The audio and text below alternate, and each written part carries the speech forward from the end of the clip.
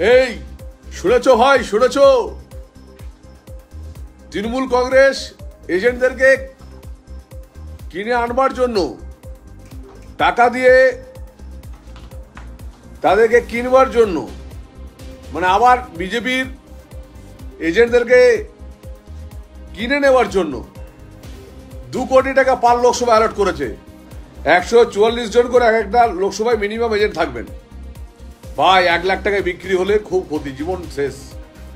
কেউ 50,000 টাকায় বিক্রি হলে ভীষণ শেষ।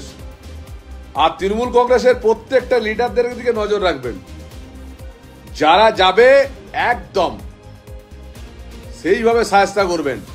অভিষেক বাবু হারছে, আর আমার বিষ্ণুপুর লোকসভায় যারা এসব করতে যাবে, যারা পিকেট টিকে লোক আছে ভাই, তাদের ঠিক আমরা বুঝে নেবো, ধরে নেব।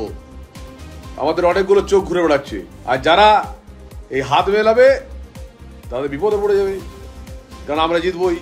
অনেক রকম কারিশমা আমাদের করা আছে। আর যারা আমার এজেন্ট হচ্ছেন, ভারতীয় জনতা পার্টির এজেন্ট হচ্ছেন, তাদেরকে বলবো ভোটার কার্ড সঙ্গে নিয়ে আগামীকাল সন্ধ্যে চলে আসুন। আপনারা হচ্ছেন একটা হস্তি, কারণ আপনারা বিক্রি হন না। ভারতীয় জনতা পার্টির কর্মীরা বিক্রি হয় না, যদিও অভিষেক বাবু এখন কেনার জন্য দৌড়াচ্ছে, তাই এতগুলো মৃত্যু হয়েছে ভারতীয় জনতা পার্টির। এই ভারতীয় জনতা পার্টির কর্মীরা যারা কাউন্টিং এর থাকবে, তাদেরকে একটা কথা মনে রাখবেন, 200 জনের উপর আমাদের কর্মীরা মার্ডার হয়েছে পশ্চিমবাংলা জুড়ে।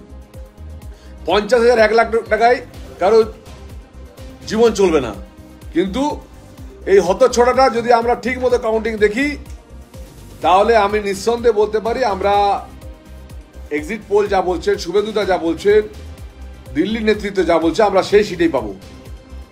আমি তো আশাবাদী। প্রত্যেকে নিজের নিজের করেছেন, কিচ্ছু দেখতে যাবে না। আপনারা যারা কাউন্টিং এজেন্ট হবেন, যারা আছেন, তারা মনের গর্বে মনের বুক ফুলিয়ে আসুন।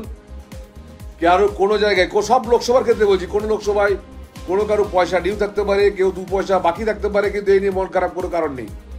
কারণ জিতলে আপনার সাংসদ থাকবে, সেই সাংসদ আপনার এইটুকু নিঃসন্দেহে উদ্ধার করে দেবে। তার জন্য আপনার মন খারাপ কোনো অসুবিধা নেই।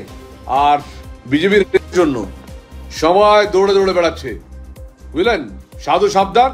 আর যা সুবিধা হবে, সুবিধা হবে, তুরন্ত অবজারভারদেরকে বলবেন একদম ভেতরে এই ভাই ছাড়বেন না। প্রত্যেকটা টেবিল ধরে ধরে লড়াই শুরু করবেন, ভেতরে ছাড়বেন না, কারণ ভেতরে কোনো অস্ত্র থাকে না, কিচ্ছু থাকে না। তারপর আমরা বাইরে বুঝে নেব, পরিষ্কার।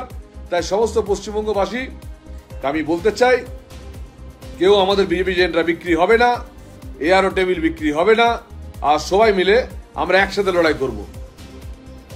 ভারত মাতা কি জয়। নরেন্দ্র মোদীজিকে যদি একদিনের জন্য নিজের গুরুদেব ভাবেন, নরেন্দ্র মোদীজিকে যদি একদিনের জন্য নিজের নেতা ভাবেন, তাহলে মোদীজিকে দেখুন সনাতনীদের বাঁচানোর জন্য কি না কি করছেন।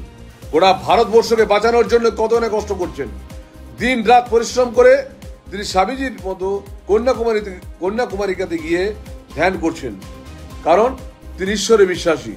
তাই সেই মানুষটার কথা মাথায় রাখুন, আমার কথা মাথায় রাখতে হবে না, নরেন্দ্র মোদীর কথা মাথায় রাখুন, যে মানুষটা দিন রাত পরিশ্রম করছে গোটা দেশকে ভালো রাখার জন্য। তাই বলি, চলুন এগিয়ে যাব।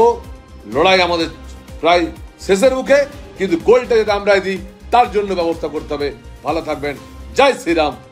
আমাদের ভিডিও ভালো লাগলে লাইক এবং শেয়ার করুন। কমেন্ট সেকশনে গিয়ে জানান আপনাদের মতামত।